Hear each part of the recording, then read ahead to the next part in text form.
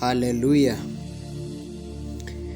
Dushimiye Imana kubera uyu munsi mushya iduhaye n'intambwe nshya Imana iduteje. Icyambere dufite impano y'ubuzima. Imana ishimwe ku bw'ibyo. Niba urwaye cyangwa ufite ikindi kibazo cy'umubiri, Uwiteka aguhe gukira, Uwiteka agukoreho ubone ubuzima, amagara mazima. Amen. Zaburi ya 27 umurongo wa mbere. Uwiteka niwe mucyo wanjye n'agakiza kanjye, nzatinya nde? Uwiteka niwe gihome gikingira ubugingo bwanjye, ninde uzampinza umushyitsi?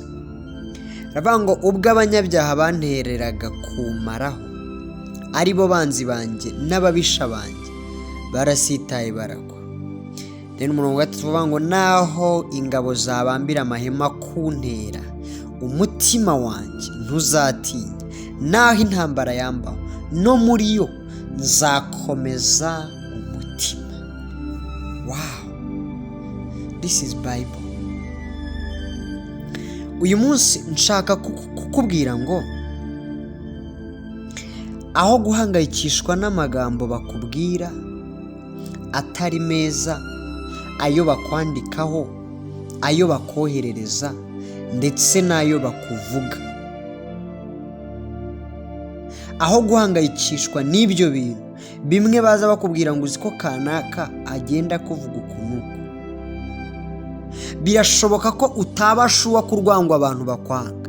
Ushobora kuba uzi ko umuntu akwanga ariko ntiwabashuwa ngo umenye ngo akwanga kangahe ku ijana. Nta nubwo wabashuwa wenda ku rukundo n'abandi bagukunda ngo umenye ni kangahe ku ijana. Ariko ndumva mfite inama imwe, aho gutakaza umwanya kuri ibyo bintu byinshi utari shuwa neza kuri byo, udasobanukiwe neza, my dear friend, waba ufite ibanga rimwe kuba shuwa ku cyo Kristo akuvugaho.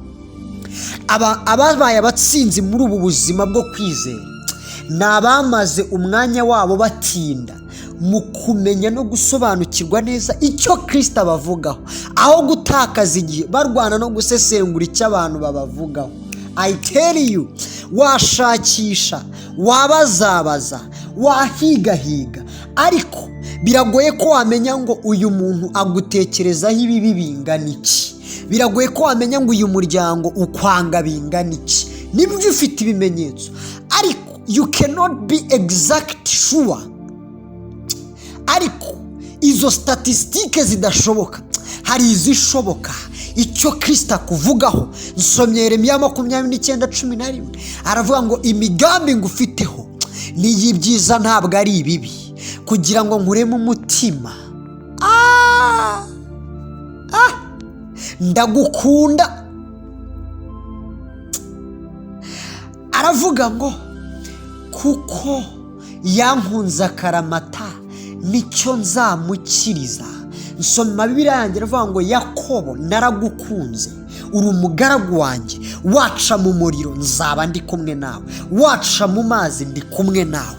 Icyo ngicyo ngibwira ubugingo bwanjye, icyo ngicyo nicyo Bibiliya ivuga. Ukuri kw'icyo Imana ikwita kuri truly defined. So instead of struggling to define what people are thinking about you, you can just invest your time, invest your resources, invest your energy and your effort, just trying to understand how Bible defines you.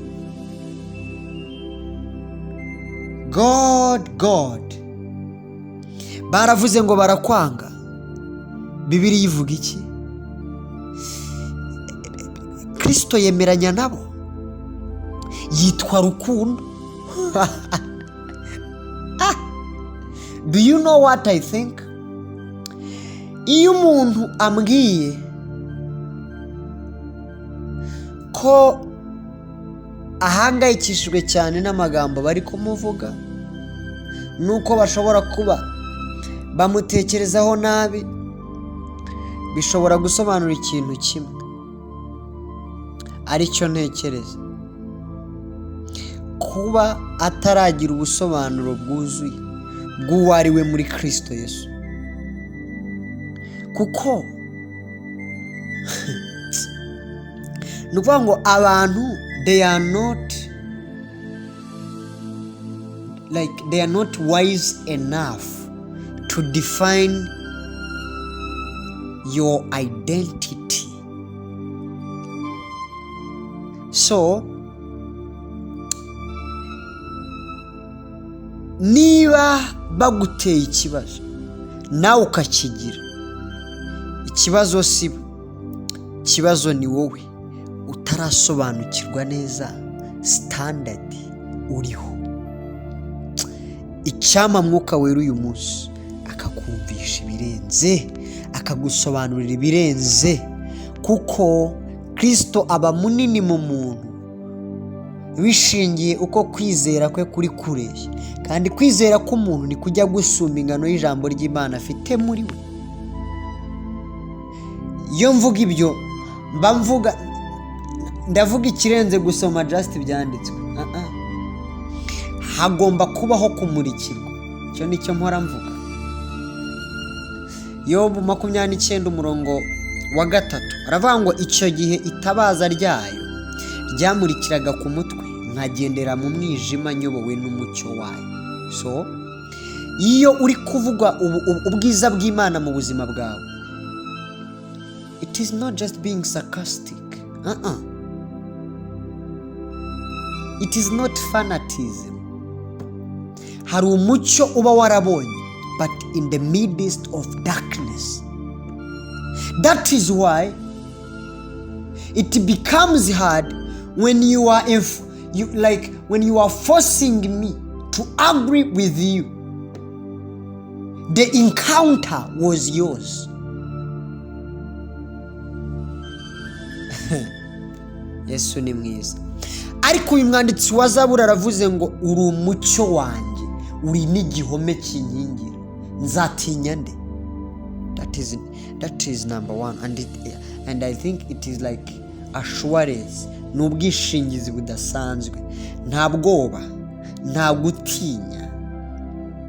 Kristo ari muri wowe, arakurwanira amanywa n'ijoro, akurwanira intambara zidasanzwe inyinshi utareba. Mwizeze umutima wawe wose, mukomereho, itondera ibyo yahamije. Arakuyobora, aragutsindishiriza, arakuneshereza, ndetse arakubahisha ibihe bidashira. Amen.